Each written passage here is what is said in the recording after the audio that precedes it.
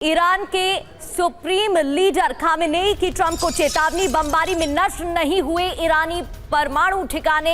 ये एक बार साफ किया गया। फिर से ट्रंप ने सपने में उड़ाए परमाणु ठिकाने। अच्छा है, ऐसे ही सपने देखते रहो, क्योंकि इससे पहले डोनाल्ड ट्रंप की तरफ से दावा किया गया था। अब खामेनेई ने ट्रंप की वार्ता की पेशकश भी ठुकरा दी है।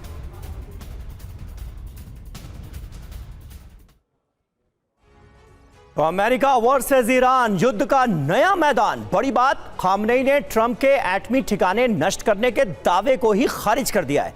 खामेनेई ने कहा, ट्रंप दावा करते हैं कि ईरान के परमाणु ठिकाने हमने नष्ट कर दिए। बहुत अच्छा दावा है, लेकिन यह सिर्फ सपनों में ही मुमकिन है।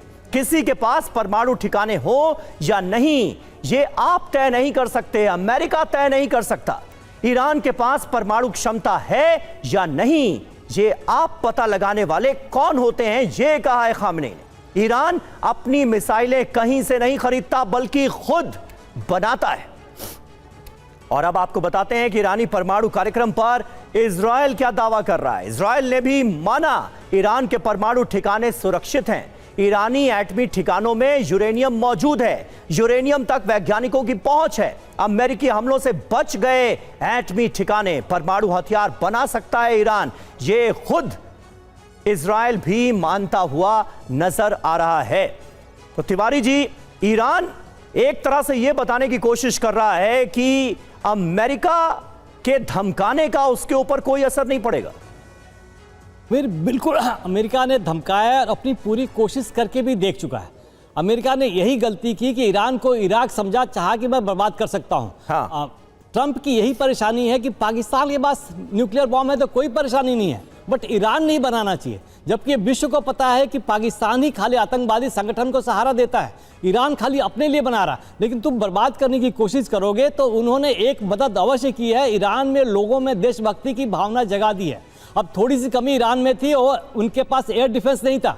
अभी कुछ दिनों में एयर डिफेंस रशिया से काफ़ी प्रोक्योर कर रहा है। और इजराइल के जहाज और अमेरिका के जहाज जो अंदर घुस के अटैक करने की कोशिश कर रहे थे, इस बार वापस नहीं आ पाएंगे। तो इस वॉर के बाद ईरान और मजबूत हुआ है।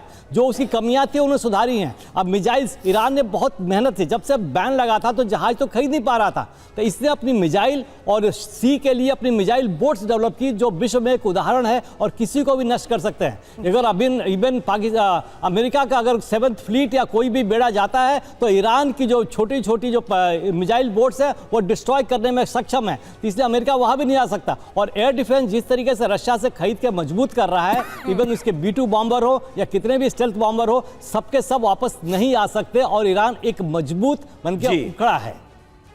बिल्कुल ठीक कहा सर आपने। और दूसरी ओर यहां पर अब नया मैदान भी छिड़ता हुआ नजर आ रहा है, क्योंकि एक तरफ अमेरिका की तरफ से दावा किया गया था, तो दूसरी ओर अब खामेनेई ने उसे गलत साबित कर दिया है और जो बातचीत होने वाली थी उसको भी ठुकरा दिया।